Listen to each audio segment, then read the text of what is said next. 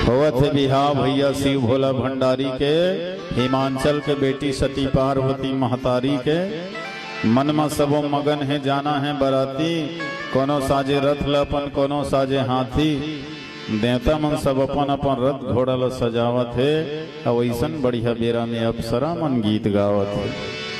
शिव जी के गण मन सबो करे ओकर श्रृंगार, सांप के माला बिछी के बाला मनखे मुड़ के हार। माथ में सुंदर चंदा चमके हाथ में धरे त्रिशूल, और सांप के करधन पहिरे भैया कान में झूले झूल। शिव के रूप ला देख के हासे देवता मन के नारी, अरे ये संसार में मिलही ल कैसन दुल्हन बिचारी।